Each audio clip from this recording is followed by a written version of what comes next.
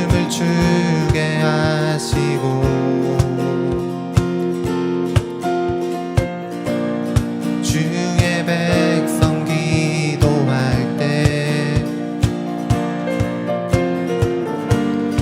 이 땅 회복하소서. 산 위에서 계곡까지 우리 노하냐 울리네. 하늘에서 열방까지 우리 노래 가득하네.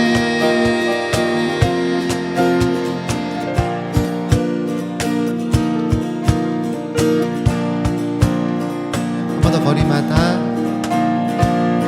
거리마다 기쁨으로 춤을 추게 하시고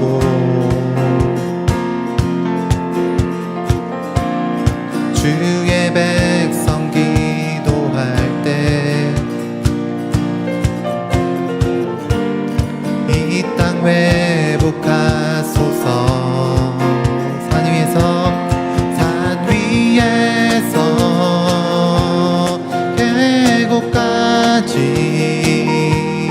우리 찬양 울리네. 하늘에서 열방까지 우리 노래 가득하네.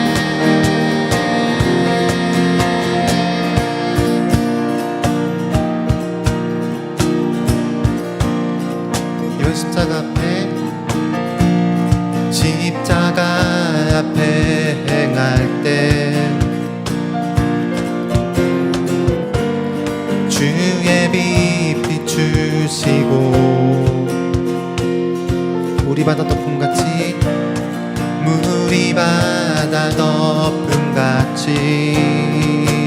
주 영광으로 주 영광 채우소서.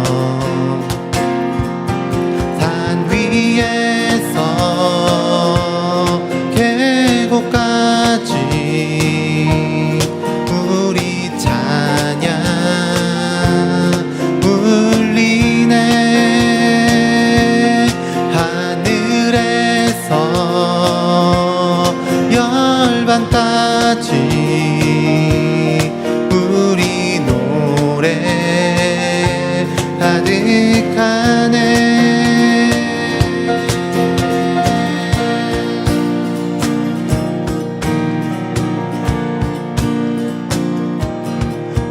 할렐루야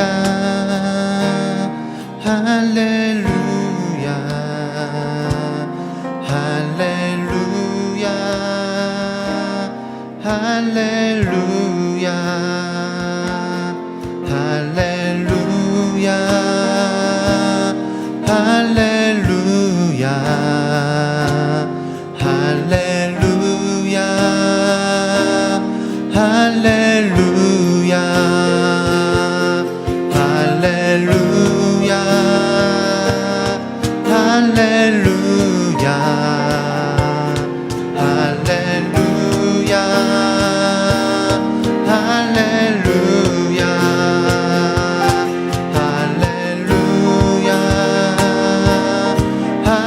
할렐루야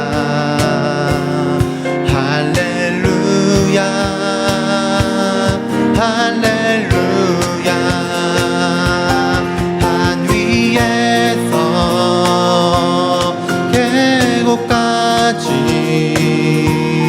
우리 찬양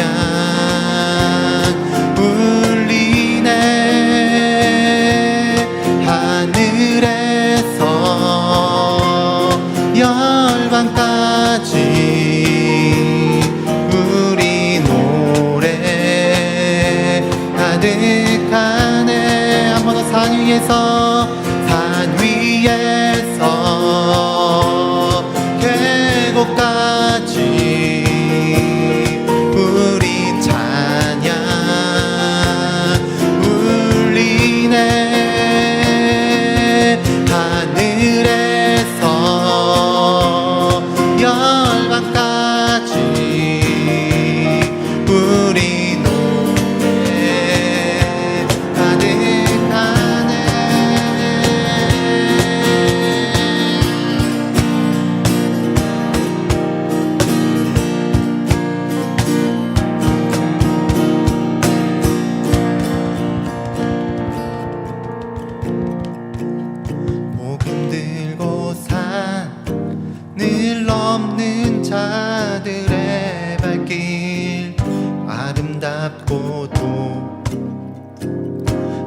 아름답도다.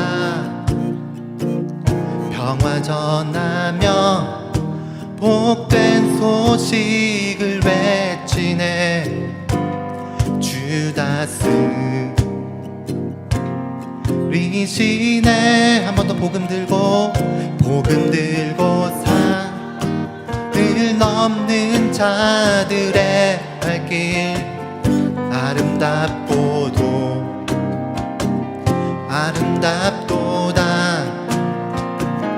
평화 전하며 복된 소식을 외치네. 주다스 리시네. 주다스 리시네. 우리 한 번 더 고백합시다. 복음 들고 산을 넘는 자들의 발길. 아름답도다.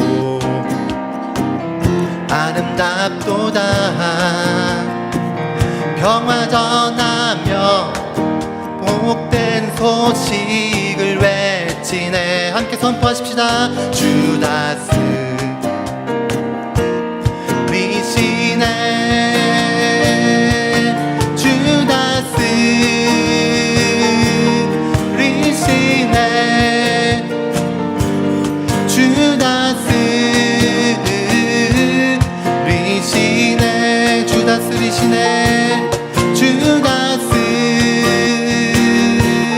리시네. 주다스 리시네. 한 번 더 복음 들고 산을 넘는 자들의 발길. 아름답도다.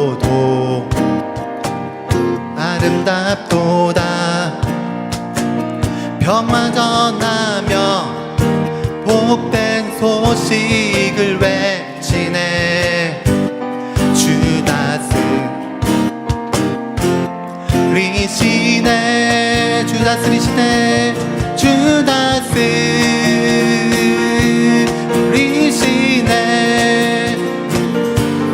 주다스 리시네. 한 번 더 주다스 리시네. 주다스 리시네. 주다스 리시네. 한 번 더 복음 들고 산을 넘는 자들의 발길. 아름답도다.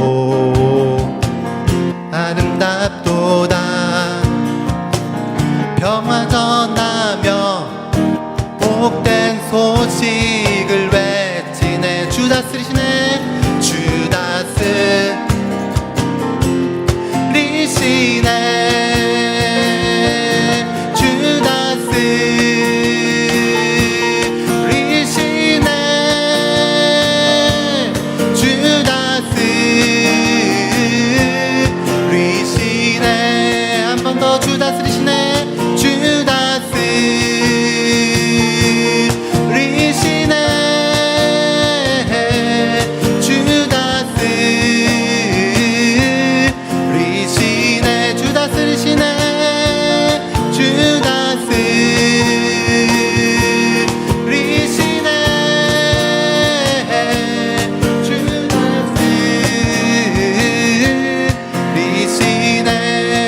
주다스 리시네. 주다스 리시네. 주다스 리시네. 주다스 리시네. 주다스 리시네. 예수님 주원장 다스리십니다. 주원장 동치하십니다. 주원이 주권자 되십니다. 주다스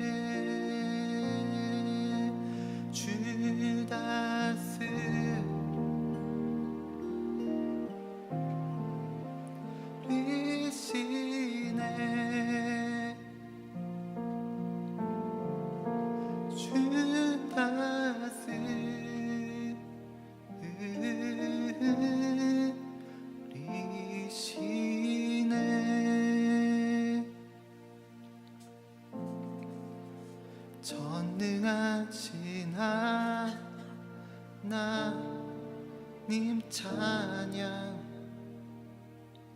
언제나 주 전능하신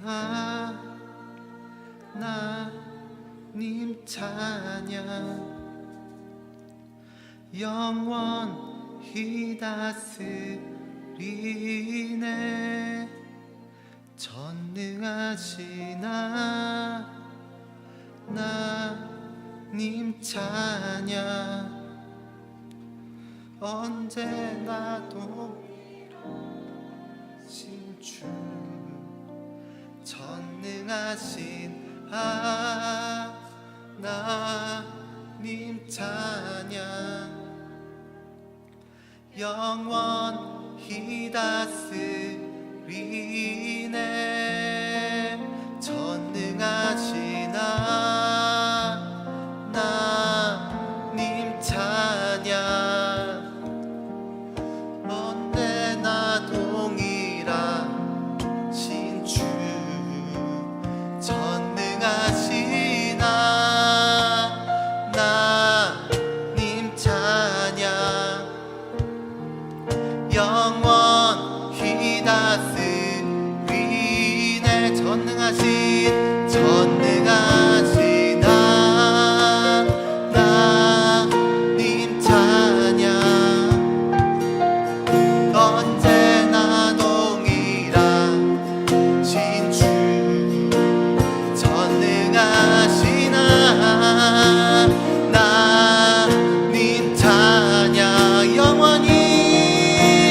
영원히 다스리네 전능하신 하나님 찬양 언제나 동일하신 주 전능하신 하나님 찬양 영원히 다스리네 한 번 더 전능하신 하나님 찬양 언제나 동일하신 주 전능하신 하나님 찬양 영원히 한 번으로 주여 높여드리시면서 전능하신 하나님 찬양 언제나 동일하신 주 전능하신 하나님 찬양 영원히 다스리 한 번 더 전능하신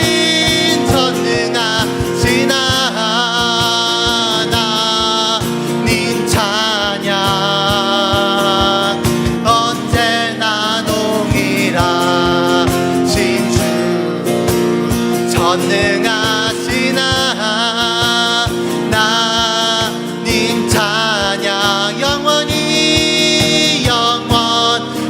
다스리 영원히 다스리네 영원히 다스리네 한 번 더 영원히 다스리네 영원히 다스리 한 번 더 영원히 다스리네 영원히 다스리네 영원히 다스리네 영원히 다스리네 영원히 다스리네 예주님 주를 다스리신 분이십니다 주를 주권자 되십니다 주를 찬송합니다 예주님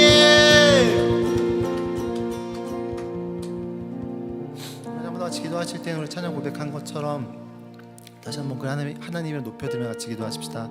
그 하나님 전능하신 하나님이십니다.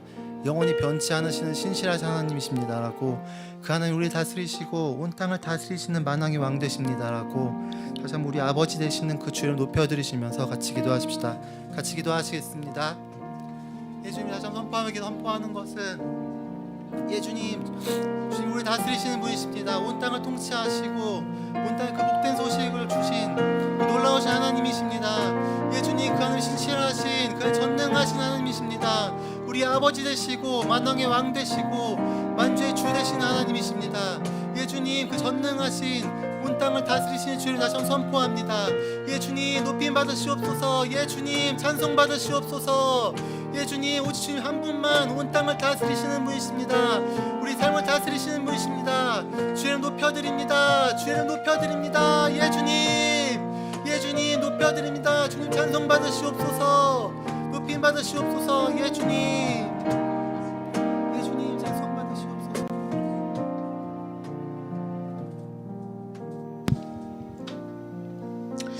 네, 하나님, 온 땅 가운데 하나님만이 찬양받으실 분이십니다.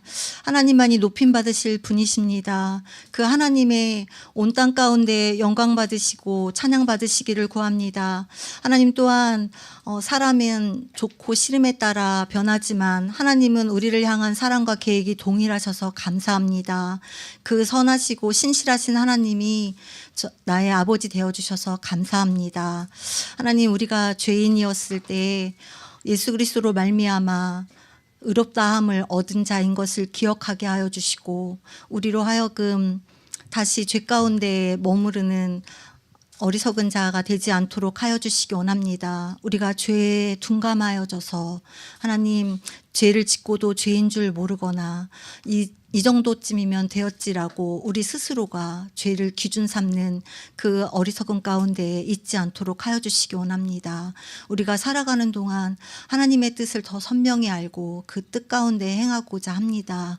그러기 위해서 하나님, 어제보다 오늘이, 오늘보다 내일이 하나님을 더 알아가는 아버지 우리가 될 수 있도록 도와주시기 원합니다. 그 하나님을 더 깊이 있게 알아가고 하나님을 더 깊이 있게 사귀며 그 사귐 가운데 있는 신뢰함으로 말미암아 우리의 삶을 의지할 수 있도록, 하나님께 내어드릴 수 있도록 하나님 도와주시기 원합니다. 우리가 날마다의 삶 가운데 닥쳐오는 어려움과 아버지 그 곤란함으로 말미암아, 그 문제들로 말미암아 아버지 있을 때에라도 우리가 하나님을 의지함으로 말미암아 하나님께서 오시는 그 지혜를 구하며 하나님께 도우심을 구하는 우리가 될 수 있도록 하여 주시기 원합니다. 그래서 하나님, 우리가 어려움 가운데에서도 하나님의 도우는 은혜로 말미암아 힘을 얻어 그 어려움들을 헤쳐가게 하여 주시고, 상황과 환경 때문이 아니라 그 어려운 상황과 환경 속에서도 하나님이 나와 함께 하시고 나를 돕는 분이시기 때문에 하나님, 내가 하나님이 주시는 그 평안함 안에서 기뻐하고 즐거워할 수 있는 자 되어지기를 원합니다. 하나님, 우리 가운데 또한 계속해서 하나님의 아버지의 마음을 부어주셔서 그 하나님 아버지의 마음으로 하나님, 우리가 주변을 사랑하고 섬기는 자들로 살아갈 수 있도록 도와주시기 원합니다. 그 생명 되신 주님, 우리 가운데 생명의 풍성함을 부어주셔서 우리가 생명의 열매를 많이 맺게 하여 주시고 그 생명의 열매를 많이 거두는 자들로 살아갈 수 있도록 우리의 삶을 인도하여 주시기 원합니다. 하나님, 이 시간 선교지와 또 국내의 사역자들 가운데 하나님 함께하여 주시기 원합니다. 그들 가운데 성령 하나님 기름 부으시고 하나님의 뜻을 부어주시고 하나님의 무엇을 원하시는지 깨닫는 은혜가 있게 하시고, 계속해서 날마다의 삶 가운데 하나님께서 부어주시는 새로운 생각과 그 마음으로 말미암아 하나님을 기뻐하시게 하는 그러한 자들로 살아갈 수 있도록, 그렇게 사역의 열매가 맺어질 수 있도록 하나님 도와주시기 원합니다. 하나님, 이 예배 가운데 함께하여 주시고 우리 각 사람을 만나 주실 것을 구하며 생명 되신 예수님 이름으로 기도드렸습니다.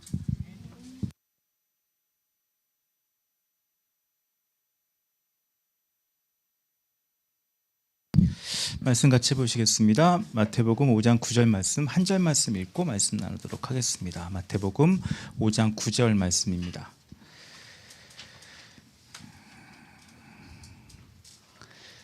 같이 한 목소리로 한 절 말씀 같이 읽도록 하겠습니다. 시작. 화평하게 하는 자는 복이 있나니 그들이 하나님의 아들이라 일컬음을 받을 것이미요. 아멘. 우리가 팔복을 계속 보고 있는데 오늘 복은 7번째 복입니다. 그 앞에 복과 좀 다르게 여기서 받고 있는 그 팔복의 내용이 일컬음을 받는다. 그러니까 외부에서 바라보는 시선에 대한 언급이 나와 있는 첫 번째 복이고요.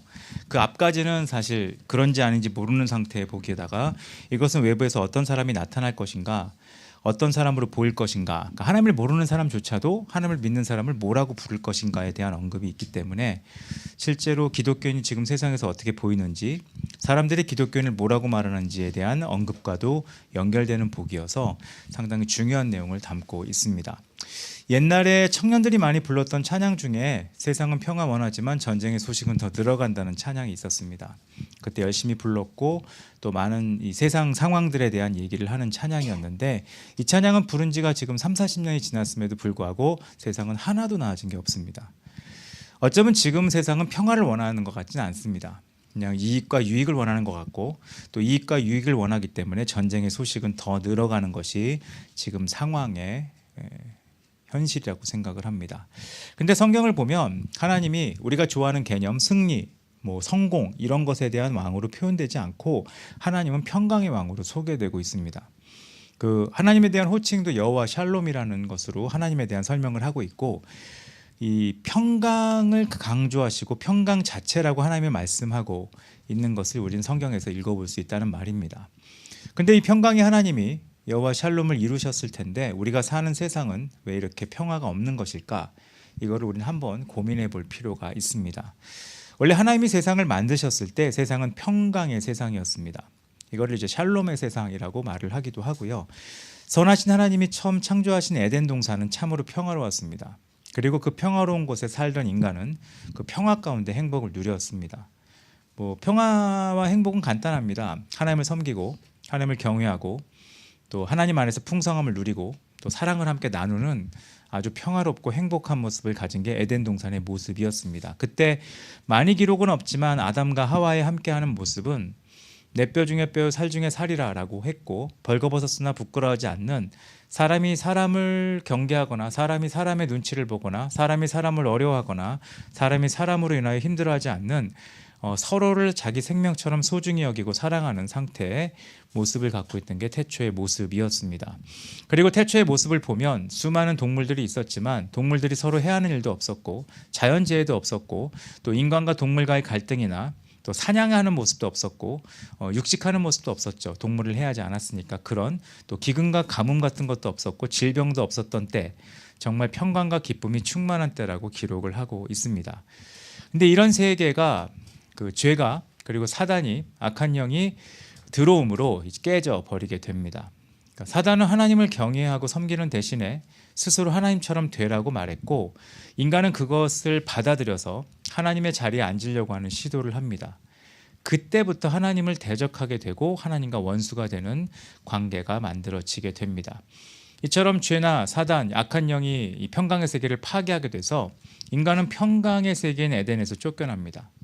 그 풍요롭고 넉넉하고 아름다운 낙원을 잃어버립니다. 대신에 가시덤불과 엉겅퀴가 있는 땅, 그리고 맹수들의 위협이 있는 땅, 기근과 재난이 있는 땅, 그리고 그냥 살 수 없고 열심히 수고하여야 간신히 살 수 있는 삶으로 인간의 삶은 던져지게 됩니다. 그런데 이것보다 더 큰 비극은 생명의 근원이 하나님을 떠난 인간이 생명을 잃어버리게 됩니다. 그래서 하나님처럼 영원히 살 수 있는 존재였던 인간이 그냥 안개와 같은, 또 잠깐 잠을 자는 것 같은, 잠깐 살다가 죽는 존재처럼 이제 끝나버리게 된 것이 인간의 삶의 모습으로 되어버립니다. 그게 성경에서 말하고 있는 창조와 타락의 모습입니다. 그런 세상에 살기 때문에 우리는 이런 질문을 하기 쉽습니다. 하나님이 살아계시다면 우리가 살고 있는 이 세상은 왜 이렇게 문제가 많을까라는 질문, 그리고 하나님이 살아계시다면 우리가 살고 있는 이 세상에 왜 이렇게 악하고 추한 것들이 더 많아지냐는 이런 질문을 하는 것은 어쩌면 당연한 거라고 생각을 합니다. 우리가 살고 있는 이 세상은 많은 문제가 있습니다. 그리고 죄악이 가득 차 있습니다. 근데 우리가 오해하면 안 되는 게 우리가 사는 세상에 많은 문제가 있고 죄악이 가득한 이유는 하나님이 안 계셔서가 아니라 우리 인간이 하나님을 떠나 살기 때문에 발생한 결과라는 것은 잊지 않아야 됩니다. 그러니까 하나님을 안 믿는 사람들이 이런 말 하거든요. 신이 있다면 왜 이런 일이 발생하는가? 신이 없어서 발생한 게 아니라 신을 떠난 인간이 당연히 내는 결과를 우리는 우리 주변에 둘러싸여 살기 때문에 우리는 고통과 어려움 가운데 살게 된다는 겁니다. 이런 모습을 로마서 5장 10절에서는 하나님과 원수되었다. 에베소서 2장 10절에서는 하나님과 우리 사이의 높은 죄의 담이 가로막혔다라는 말로 기록을 하고 있습니다. 그리고 이 죄로 인해서 하나님과 원수된 우리들은 이 화평을 잃어버렸죠. 그래서 하나님 앞에 나갈 수도 없고 하나님의 은혜를 받을 수도 없는 존재가 되어버립니다. 그리고 죄의 높은 담은 생명의 근원이 되시는 하나님께 나아가는 것을, 그리고 하나님의 은혜를 받는 것을 막고 우리 앞에 있는 것을 다 알 거라고 생각합니다. 이 사단으로 말미암아 된 이런 어려움의 일은 결국 하나님 앞에 나가지 못하는 일을 우리에게 초래하게 만듭니다. 근데 하나님은 평강의 하나님이시기 때문에 우리에게 평강을 주시려고 하셔서 그 일을 하십니다. 사단은 여전히 우리의 평강을 깨려고 하고 하나님은 우리의 평강을 만들어 가려고 합니다. 그래서 하나님은 우리로 하여금 다시 하나 되게 하려고 하지만 사단은 하나님과 갈라서게 하고 하나님과 원수가 되게 합니다. 그리고 평강을 누릴 수 없게 하고 사망과 멸망과 저주를 가지고 살도록 만듭니다. 그 사단의 일 때문에 우리가 볼 수 있는 게 사람들끼리 서로 나누고 비난하고 다투고 싸우고 전쟁하는 것을 끝없이 보게 됩니다. 근데 성경에서 말하는 하나님의 일 중에 하나가, 특히 예수님이 하신 일은 이 막힌 담을 허신 겁니다. 그 에베소서 말씀에 기록되어 있죠. 그는 우리의 화평이신지라. 그래서 우리를 편하게 하셨다고 말하지 않고 둘로 하나를 만드셨다. 그리고 뭐라고 하시죠? 중간에 막힌 담을 허셨다. 그 막힌 담을 허신 방법을 2장 16절에서는 십자가로 이 둘을 한 몸으로 하나님과 화목하게 하려 하심이라라고 기록하고 있습니다. 하나님께서는 우리에게 평강을 주기 위해 예수님을 이 땅에 보내셨고, 하나님의 아들인 예수님께서 십자가에 못 박히심으로 우리는 하나님 안에 하나 되는 경험을 다시 할 수 있도록 주님이 역사하셨다는 겁니다. 그 상징처럼 보이는 게 예수님이 강도 사이에서 못 박이신 것이고, 그런 예수님의 삶으로 인해서 주님이 탄생하셨을 때 천사들이 들려주신, 그러니까 천사들을 통해 들려주신 노래는 땅의 평화라고 말을 했습니다. 이 평화는 우리가 생각하는 고요하고 잠잠한 것을 설명하는 말이라기보다 더 이상 막힌 것이 없게, 더 이상 막힌 담이 없도록 우리가 하나님과 인간 사이에 있는 죄의 담을 허물고 하나님과 인간 사이에 죄로 말미암아 원수된 것을 화평하기 위해 예수님이 오셨다고 말씀하고 있고, 예수님이 이 땅에 오신 이유는 우리를 잘 살게 하기 위해, 우리를 더 나은 삶을 살기 위해서가 아니라 근본적으로 하나님과 인간 사이의 화평을 위해서 화목제물로 오셔서 화목제물로 자신을 드렸다고 말하고 있는 겁니다.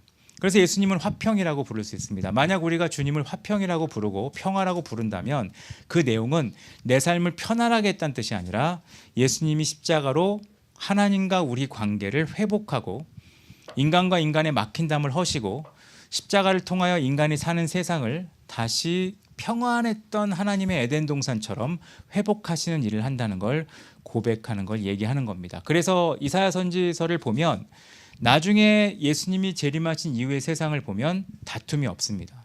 그 다툼이 없는 표현을 늑대와 어린 양이 함께 있고, 표범이 어린 염소와 함께 있고, 송아지와 어린 사자와 동물이 함께 있고, 사자가 소처럼 풀을 먹고, 젖 먹는 아이가 독사의 굴에 손을 집어넣어도 물리지 않고 아무 상함이 없다는 것으로 표현합니다. 우리가 보통 생각하는 갈등, 어려움, 또 서로에 대한 공격적인 모든 태도가 없어진 상태, 그 화평의 상태를 예수님이 오신 상태로 얘기하는 겁니다. 다른 종교에서 얘기하는 황금이 가득하고 모두가 부자가 되고 모두가 행복하게 사는 세상으로 그리는 게 아니라 우리가 당연히 있을 약육강식, 당연히 있을 갈등 관계, 당연히 있을 공격받고 공격하는 관계가 없어지고 서로 공격하는 모든 담들이 허물어진 상태로 예수님이 오신 이후에 세상을 설명하고 있다는 겁니다. 이게 평강이라고 하는 겁니다. 인간의 죄로 인하여 만들어진 모든 벽이 허물어지고 인간의 죄로 인하여 만들어진 모든 갈등이 해결되고 하나님과 인간이, 그리고 인간과 인간이, 나아가서는 인간과 모든 피조물까지도 그 담이 없이 옛날에 화목했던 관계를 회복하는 것, 그것을 성경에선 평강이라고 얘기한다는 겁니다.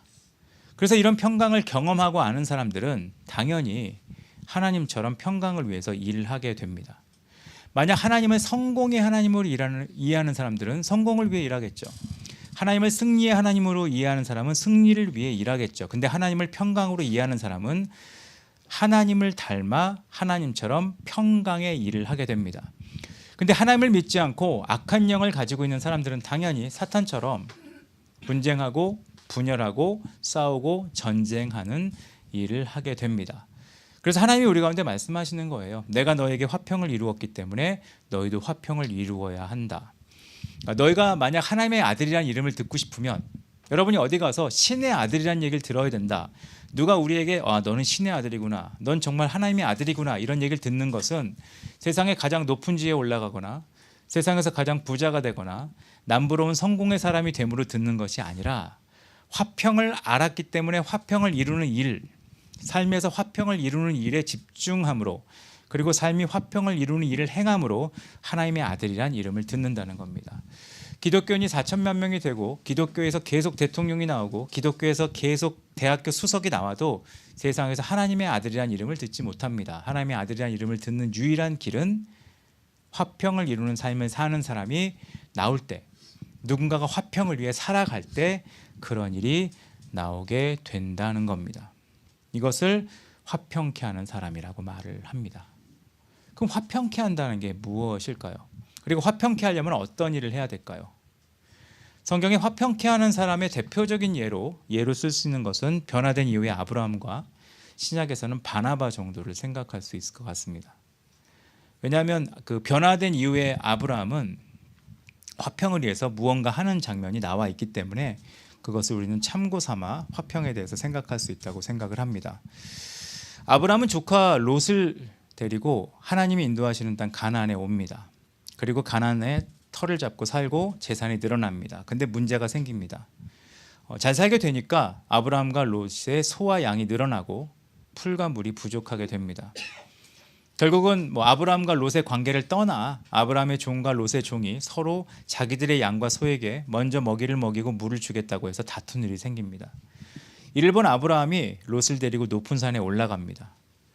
우리가 혈육인데 서로 싸우는 건 선하지 않다. 그래서 어떤 해결책을 제안합니다. 뭐라고 말하냐 하면 네가 왼쪽으로 가면 나는 오른쪽으로 가고 네가 오른쪽으로 가면 내가 왼쪽으로 가겠다. 다투는 걸 피하기 위해 헤어지기로 결정하는데 이 헤어지기로 하는 결정의 우선권을 조카에게 먼저 줍니다. 이게 별거 아닌 것처럼 보이지만 아브람이었을 때 아브람은 자신의 생명을 위해 부인을 누이라고 하면서 자기 생명을 지키기 위해 발버둥 쳤던 사람입니다. 그러니까 자기 생명을 위해 기꺼이 부인을 버릴 수도 있고 자기 생명을 위해 부인이 누이라고 얘기하면서 외면할 수 있던 사람이 자기 조카에게 우선권을 먼저 준다. 이거는 쉬운 건 아닙니다. 그리고 이 당시의 문화로 보면 지금 우리나라 문화도 유교 문화로 생각해 보면 우선권을 먼저 줘야 될 것은 조카가 아니라 아브람입니다. 당연히 어린 것이 나이 드신 분에게 먼저 의견을 물어보고 그분이 선택하면 그걸 따라가는 것이 이 당시에도 더 강한 도리였을 수 있습니다. 근데 놀랍게도 기득권이 있고 힘이 있던 아브라함이 조카에게 먼저 좋은 것을 선택할 수 있도록 조건을 제시합니다. 그래서 결국 아브라함은 조카 롯이 소돔을 가고 아브라함은 그 반대 땅으로 가는 결과가 나오게 됩니다. 여기서 우리가 화평에 대한 한 가지 방법을 찾아볼 수 있습니다. 화평을 이루는 가장 쉬운 방법은 화평을 어떻게 이룰까요? 물어보면 이런 대답들이 나오죠. 원론적인 기도하면 됩니다. 그런가요? 지금 기도를 많이 하는 사람들이 분쟁을 일으킵니다. 성경을 열심히 읽으면 성경을 많이 읽은 사람들이 분쟁을 일으킵니다. 사실 화평을 이루는 가장 간단하면서 어려운 방법은 누군가 먼저 손해봐야 됩니다. 이게 정말 어려운 방법입니다. 손해본다는 말을 거창하게 말할까요? 자기 희생이 있어야 됩니다. 그리고 누가 자기 희생이 있어야 되나요? 힘 있는 사람이 먼저 자기 희생을 해야 됩니다. 이걸 양보라고 합니다. 힘이 없는 사람이 희생되는 것은 원래 세상에 존재했던 화평 방법입니다. 세상에 어떻게 화평하면 되죠? 힘 있는 자가 힘 없는 자를 밟으면 화평해집니다. 그게 진시황도 꿈꿨던 화평, 로마가 꿈꿨던 거 아니에요. 그걸 팍스라 그러죠. 그거는 누구나 합니다. 학교를 다닙니다. 우리 반을 조용하게 하고 싶어요. 제일 힘센 애가 떠들면 죽는다고 하면 됩니다. 그럼 조용해집니다. 화평이에요. 그게 옛날 학교에 존재했던 화평 방법입니다. 애국주의 때 한 명도 떠들지 않고, 한 명도 딴짓하지 않고, 수업 시간에 한 명도 졸지 않고, 한 명도 딴청 피우지 않습니다. 화평 그 자체였습니다. 근데 그거는 화평이 아니거든요. 실제 화평은 힘이 없는 자가 굴복함으로 이루어지는 것이 아니라 힘이 있는 자가 양보함으로 이루어집니다. 평화가 이루어지는 방법인 거죠. 하나님과 우리 관계의 화평이 어떻게 이루어졌습니까? 인간이 하나님을 인하여 심판받음으로 이루어진 게 아니라 양보할 이유가 없는 하나님이 자신의 신분을 양보하셔서 인간이 되어서 죽을 필요 없는 분이 죽으심으로 우리에게 화평을 이루셨다는 겁니다. 그래서 화평을 이루는 가장 좋은 방법은 양보하고 희생하는 겁니다. 생각해 보세요. 어느 공동체가 있다, 어느 모임이 있다. 화평하지 않은 이유는 반드시 그 중간에 한 번 양보하지 않겠다고 발버둥친 사람이 나왔을 때입니다. 100%입니다. 물론 희생당한 사람이 나와서도 문제지만 뭔가 해야 될 사람이, 뭔가 권위가 있거나 힘이 있는 사람이 뭔가 양보를 하지 않고 자기 희생을 거절했을 때 화평이 깨어지는 것을 보신 적이 있을 겁니다. 이런 점에서 앞으로 이루어질 세상은 아마 세상은 화평은 더 없을 겁니다. 이유가 뭐냐? 기본적으로 지금 시대 사람들은 양보하는 법을 아예 모릅니다. 그러니까 양보가 몸에 배어 있을 때도 화평이 생길까 말까 하는데 지금 세상에는 양보 자체를 배워본 적이 없습니다. 특히 어린 세대로 가면 갈수록 양보는 아예 없는 개념입니다. 왜냐하면 양보는 바보가 되는 것이고요. 양보는 손해보는 것이고요. 양보는 미련한 거라고 생각을 합니다.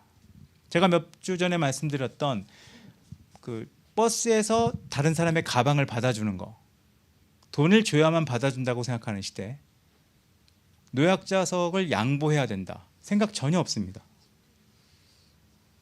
왜냐하면 같이 돈 내고 탔잖아요. 아니요, 노약자는 돈을 안 내고 타잖아요, 노인들은.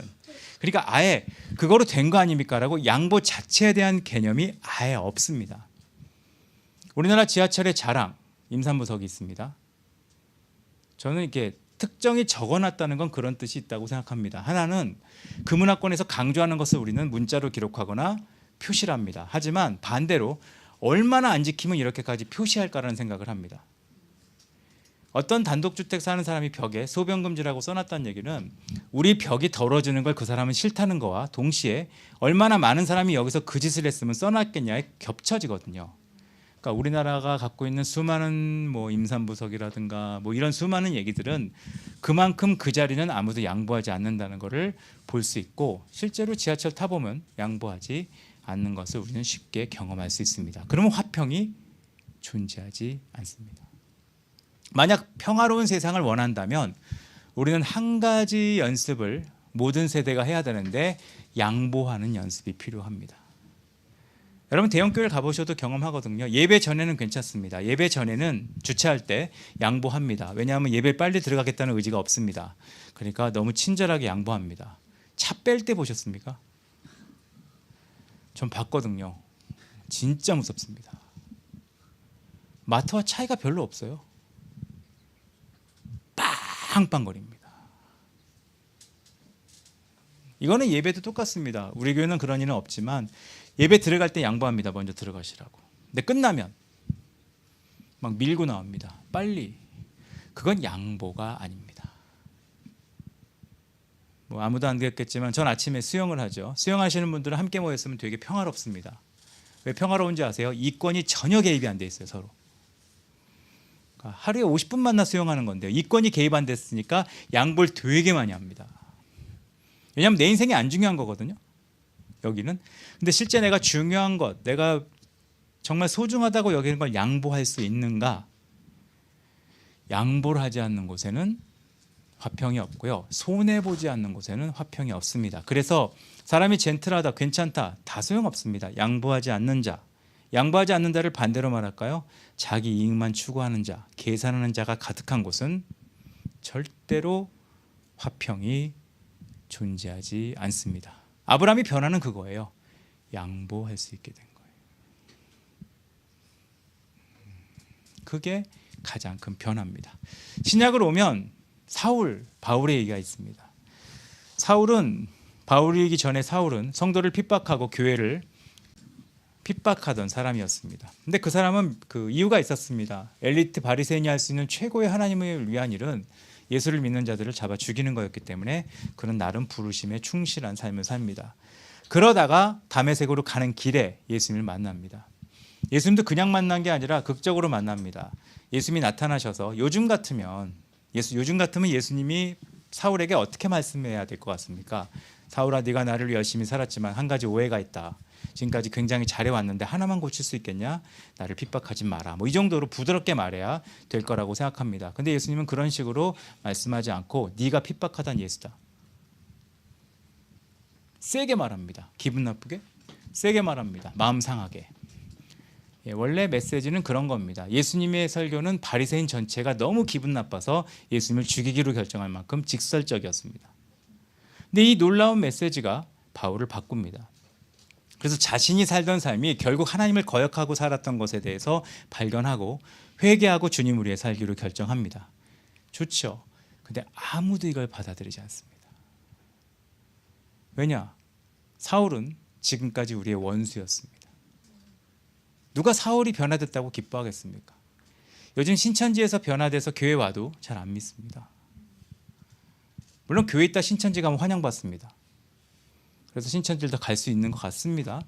근데 교인들은 사울을 받아들이지 않습니다. 지금까지 이 사람이 한 일은 성도들의 옥을 가두고 핍박하고 스데반이 죽을 때도 당연하게 여겼던 사람입니다. 이 사람을 누가 받아들이겠어요? 근데 유대교 쪽에서도 마찬가지입니다. 유대교 쪽에서도 사울은 변절자입니다. 그러니까 유대교 입장에서도 얘는 받아들이지 못하는 존재가 된 겁니다. 결국 사울은 예수님을 만나 바울이 되었지만 아무에게도 용납받지 못하는 버림받은 사람이 되어버립니다. 예수 믿으면 더 나은 삶을 살 것처럼 생각했지만 결국은 어디도 받아들여지지 않는, 이두저도 아닌, 어디도 용납되지 않는 외로운 사람이 되어버립니다. 그때 바나바가 나타납니다.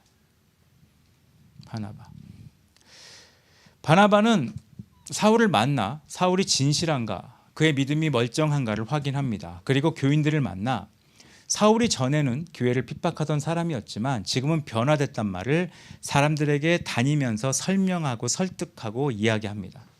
그리고 그를 받아들일 것을 권합니다. 이런 바나바의 중재로 교회는 사울을 받아들이고 그가 이름이 바울로 바뀌어지고 주님을 위해 많이 수고하는 충성된 사람이 됩니다. 바나바가 없었다면 사도 바울은 그렇게 훌륭한 교회 지도자가 될 기회를 아예 잃어버리고 그냥 예수 핍박하다가 예수님 만났다가 버림받은 한 명으로 끝났을 겁니다. 근데 바나바는 그렇게 하지 않고 그를 돌봤습니다. 만약 바나바가 내가 교회 리더인데 나보다 똑똑한 사람이 교회에 들어오네, 막아야겠다 라고 생각했거나, 아니면 바나바가 이 원수에게 지금까지 당한 걸 갚겠다라는 생각을 했다면 바울은 이 땅에 존재하지 않았을 겁니다. 바나바가 했던 일은 뭡니까? 자기의 지위에 대한 손실을 감내했고, 또 하나 덧붙일 수 있죠. 화평케 하려는 수고를 냈습니다. 화평이 없는 곳의 특징 하나 말씀드릴까요? 수고하는 사람이 없습니다. 화평을 위해. 그런 사람들의 특징은 화평을 이룰 것 같이 보이지만 화평을 이루지 않는 사람이 빌라도거든요. 빌라도는 예수님이 당할 억울할 일에 대해 변호해 주거나 중재해 주는 수고를 하지 않습니다. 그게 이제 괜찮아 보이려고 하는 사람의 특징이거든요. 그러니까 나는 무죄하다, 손만 닦는 겁니다. 요즘에 그게 좀 괜찮은 사람들의 특징 같아요. 나름 젠틀해 보이는 사람들의 특징은 나는 직접 개입한 건 아니에요. 거리를 두고 나는 관여가 없다고 생각하고 손을 깨끗하게 씻고 점잖게 쳐다봅니다. 그런 사람들이 있으면 사회가 괜찮아 보이지만 하나도 괜찮지 않습니다. 왜죠? 그 사람은 손해도 안 보고 수고도 하지 않습니다. 화평을 이룬 사람의 두 번째 특징입니다. 수고하는 겁니다. 손해만 보는 게 아니라 수고하는 겁니다. 실제로 중재하려고 노력하거나 실제로 변화를 일으키려고 노력하는 사람을 통해서만 화평이 이루어지게 되어 있습니다. 결국 교회 화평, 바나바의 수고로 교회는 든든해집니다. 그리고 교회는 바울과 함께 더 든든히 서가는 걸 보게 됩니다. 고린도후서 5장 18절은 이렇게 우리에게 말을 합니다. 하나님께서 그리스도로 말미암아 우리를 자기와 화목하게 하시고 또 우리에게 화목하게 하는 직책을 주셨으니 하나님께서는 우리에게 화평케 하는 직책을 맡겼다고 기록하고 있습니다. 우리는 모두 화평케 하는 사명을 가지고 있습니다. 가정에서도, 교회에서도, 일터에서도.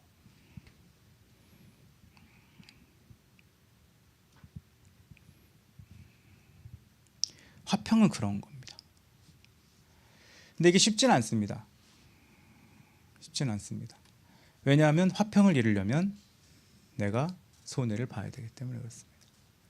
그리고 화평을 이루려면 내가 수고를 해야 됩니다. 그런 분들이 있죠. 누가 손해보고 누가 수고해서 화평 있는 곳에 있고 싶다. 그 사람이 그곳에 들어가면 화평 깨집니다. 그런 사람들이 있어요. 자기는 아무것도 안 했는데 화평이 깨진대요. 아무것도 안 해서 그래요. 난 별짓 안 했는데 화평이 깨진대요. 별짓 안 해서 그래요.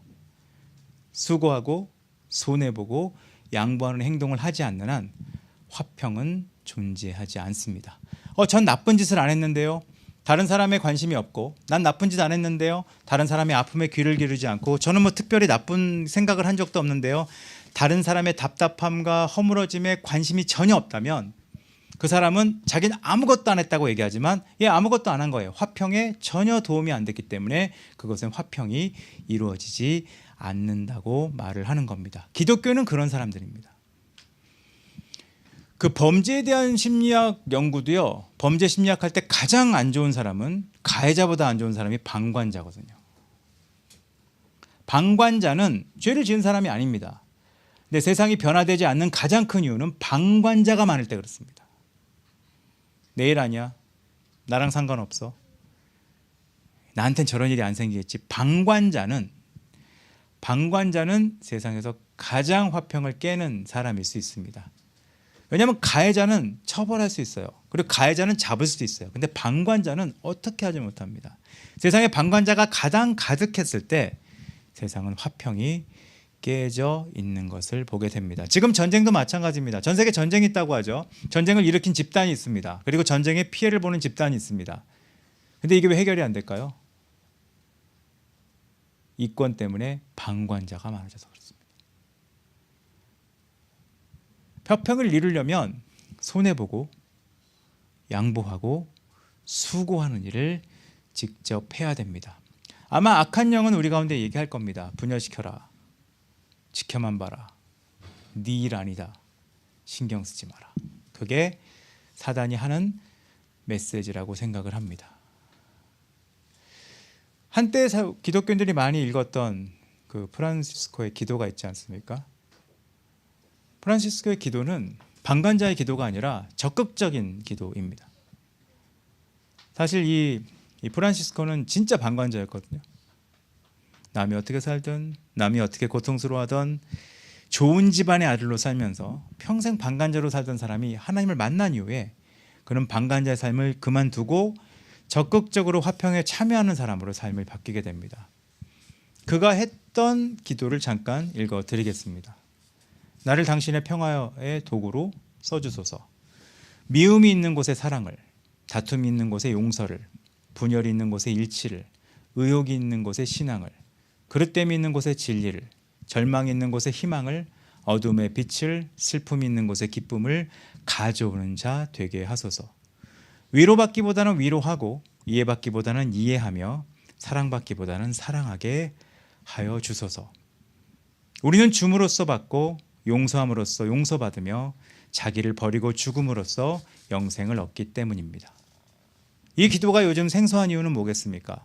요즘은 이렇게 기도할 겁니다. 주님, 저를 그런 곳에 가게 해주십시오. 미움이 있는 곳이 아닌 사랑이 있는 곳, 다툼이 있는 곳이 아닌 용서가 있는 곳, 분열이 있는 곳보다 일치가 있는 곳, 의혹 있는 곳보다 신앙이 있는 곳, 그릇됨이 있는 곳보다 진리가 있는 곳, 절망이 있는 곳보다 희망이 있는 곳, 어둠이 아닌 빛으로, 슬픔이 있는 곳이 아닌 기쁨으로 내가 가게 해주십시오.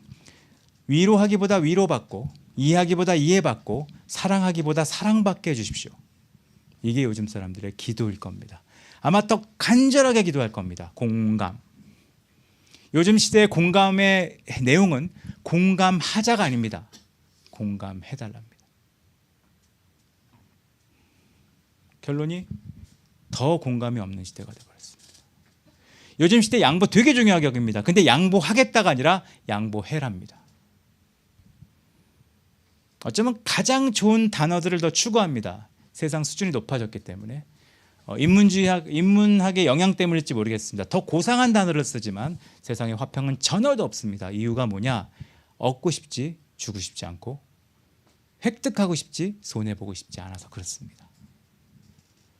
만약 기독교인이 흩어져서 똑같이 행동한다면 우리는 하나님의 아들이라는 이름을 절대로 듣지 못합니다. 결국 기독교인이 듣는 유일한 호칭은 교회 다니는 사람.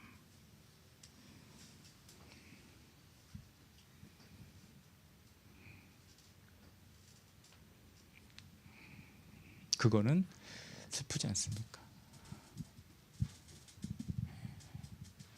왜 교회를 다니까? 교회에서 뭘 받나 보지. 이거는 기독교인이 들어야 될 예의가 아니라고 생각을 합니다.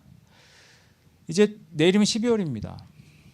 12월이면 예수님이 이 땅에 오신 것을 기억하는 12월, 예수님 탄생을 생각하는 달입니다. 기독교 정신은 얻고 획득하고 승리함으로 만들어지는 것이 아닙니다. 기독교인이 모였을 때 달라 외친다. 그것도 성경적인 관점은 아닙니다. 기독교인으로 할 수 있는 유일한 하나님의 자녀로서의 행동은 양보하고 주고 베푸는 거라고 생각을 합니다. 프란시스코가 기도한 것처럼 하나님의 도구가 될 수 있도록, 하나님의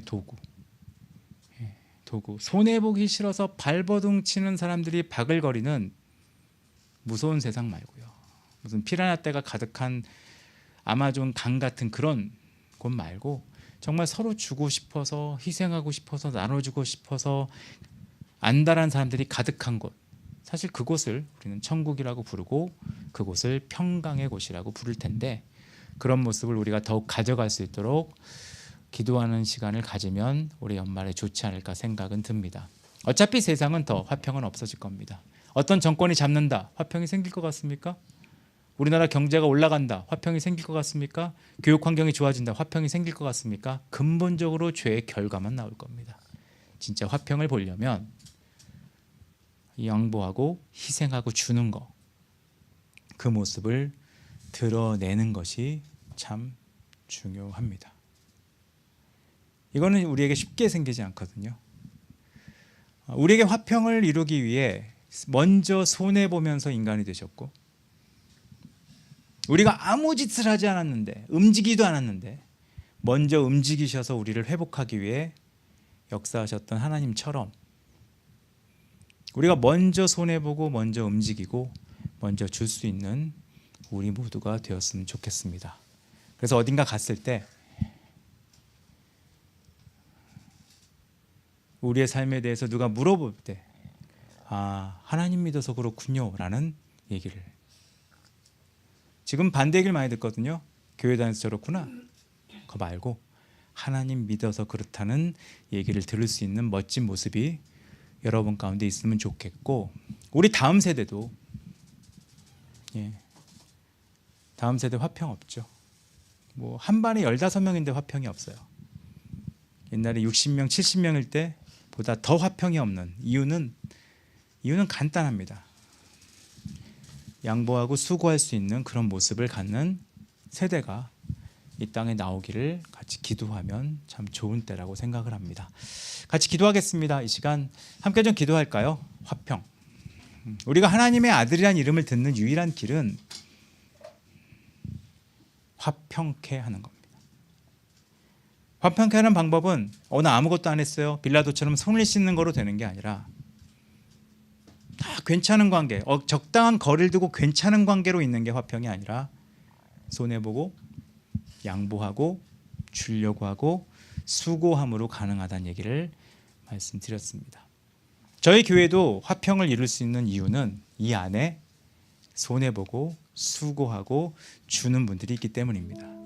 하지만 교회가 아슬아슬해 보일 때는 언제냐? 이 안에 아무것도 안 하고 주려고 안 하고 손해 안 보려고 하고 수고 안 하는 사람이 있기 때문에 그렇습니다.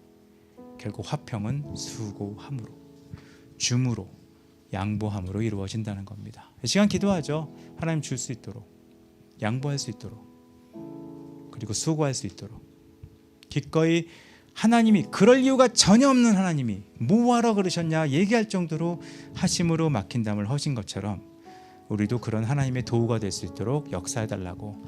그리고 우리 자녀들, 다음 세대가 세상에서 가장 성공하고 이익을 본 세대가 되기보다는 화평을 이루는 세대, 가능할지 모르겠습니다. 예수님 오시는 그날까지 모든 세대에게 이런 일이 가능할지 모르겠습니다. 하지만 기도할 수 있다고 생각합니다. 화평을 이루는 세대가, 화평을 이루는 사람이 될 수 있도록 하나님이 역사해달라고 이 시간 잠깐 기도하도록 하겠습니다. 같이 기도하겠습니다. 우리 가운데 화평을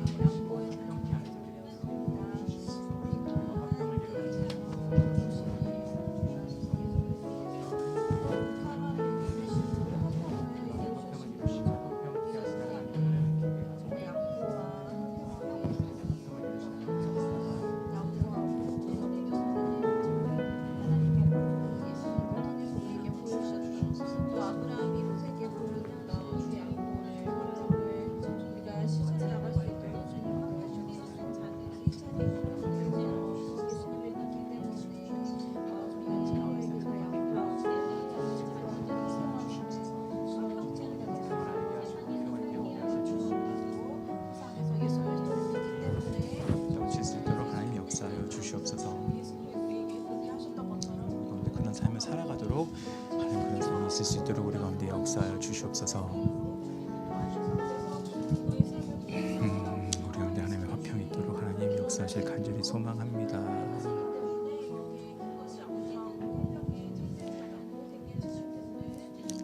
하나님, 화평케 하는 사람들에 대한 이야기를 나눴습니다. 하나님이 먼저 우리를 화평케 하기 위해 이 땅에 오시고 기꺼이 죽으심으로 애쓰고 수고하시고 희생하시고 손해보심으로 막힌 담을 허신 것처럼 우리가 하나님을 닮아 똑같이 손해보고 양보하고 주고 수고할 수 있는 사람 되게, 다들 방관하고 손을 씻은 것처럼, 빌라도가 나와 상관이 없다고 얘기한 것처럼 그냥 자기는 거리를 두고 쿨하게 있으려고 하는 이런 시대에 적극적으로 주며 베풀며 섬기는 삶을 살아가는 사람들이 우리 가운데 나올 수 있도록 하여 주시옵소서. 그래서 어쩌면 세상에서 성공했다, 잘됐다, 멋있다 이런 얘기를 못 듣는 한이 있더라도 저 사람은 정말 하나님의 자녀구나, 하나님의 아들이구나, 하나님의 딸이구나라는 얘기를 들을 수 있는 사람들이 우리 가운데 나올 수 있도록 인도하여 주시옵소서. 사실 세상 관점으로 보면 예수님은 그렇게 성공하거나 잘되거나 폼나는 삶을 사신 분은 아닙니다. 근데 예수님이 진정 하나님의 아들이라고 불릴 수 있는 이유는 예수님의 삶 자체는 화평케 하는 삶이었기 때문에 가능하다고 저는 믿습니다. 이런 삶이 우리 가운데 그리고 우리 다음 세대에 있게 하셔서 제발 기독교인들이 흩어졌을 때 자기 욕심에 가득한 사람, 자기밖에 모르는 사람, 고집센 사람, 꽉 막힌 사람, 정치적인 사람, 돈만 밝히는 사람 이런 얘기를 듣는 게 아니라 정말 하나님의 아들이구나, 저 사람들이 있는 곳에는 화평이 이루어지는구나, 저 사람들은 먼저 양보하는구나, 주는구나, 수고하는구나, 막힌 담을 헐기 위해 온몸을 던지는구나라는 얘기를 듣는 일이 한국 기독교 안에도 더욱 많아질 수 있도록 하나님 역사하여 주시옵소서. 지금은 우리 주 예수 그리스도의 은혜와 아버지 하나님의 놀라우신 사랑과 성령 하나님의 교통하심이 막힌 담을 허신 예수 그리스도처럼 다른 막힌 담을 헐는 삶을 살기로 결정한 여기 있는 모든 한 명 한 명의 삶 위에 이제부터 영원까지 함께 있을지어다. 아멘.